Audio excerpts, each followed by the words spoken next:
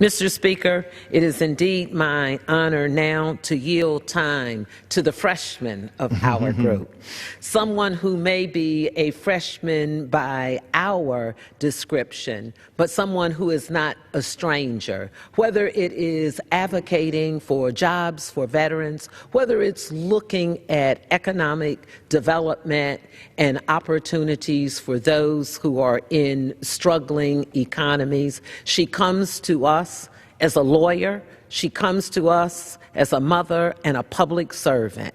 She is someone who stands tall in her words of wisdom and someone's voice that we have learned to listen to. She hails to us as a delegate from the Virgin Islands. Join me in welcoming Congresswoman Stacey Plaskett for her words of wisdom. Thank you so much for allowing me this opportunity to be here with my colleagues. I'm so humbled and honored to be with the gentlewoman, Joyce Beatty of Ohio, who is an example to us freshmen, and who fights along with the gentleman of New York, Hakeem Jeffries, not just for the people of their district, and not just for African Americans, but for all Americans, because that's what we are all here in this Congress to do. And by pointing out the inequalities, it's not to cast aspersions to all of America, but to make us to be better people than what we are today. When Dr. King so eloquently delivered his famous "I Have a Dream" speech 50 years ago, he did so with every hope and expectation that this nation would rise up and live out the true meaning of that creed. He hoped the tenet, "all men are created equal," would, in fact, one day be a truth held self-evident. We cannot allow simply moving past the glaring bigotries of Jim Crow, however, to be a benchmark for success. Doing so would ignore the more subtle bigotries that continue today. These subtle bigotries are, in fact, as deeply rooted and extreme in their effect as those glaring bigotries Dr. King and so many others fought vigorously and valiantly to overcome. We are still achieving the dream. Today, it's not just social injustice, but also extreme inequality that constrain economic mobility for the African American community and therefore for all of America.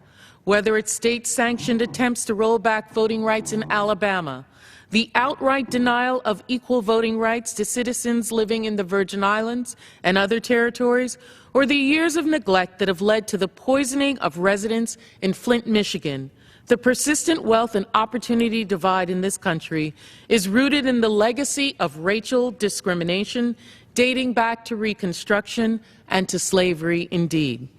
Although we have achieved much since the days of separate but equal, there are still structural barriers to achieving the American dream for too many minority families in this country. There is racial disparity in nearly every index of American dream, and those disparities place families of color further behind their plight to achieving the dream. A recent study by the Corporation for Enterprise Development shows that families of color are 2 times more likely to live below the federal poverty level, almost 2 times more likely to lack liquid savings, and significantly more likely to have subprime credit scores. A lack of liquid savings among families of color often lends to further disparity and wealth loss, as evidenced by the proportion of student debt by race and ethnicity. African American college students rely more on student loans to pay for college than do other racial groups, and are less likely to pay off the debt, according to a report by Wisconsin Hope Lab. While unemployment in this country has fallen to 5%, African American communities like my home district of the U.S. Virgin Islands continue to experience double-digit unemployment rates. Many of these communities of color have experienced decades of systematic divestment of funding and resources that can only serve to widen the wealth and opportunity gap. That's benign neglect. A benign neglect that has led to failing public and alternative education systems, crumbling infrastructure, and in some cases, the slide to bankruptcy.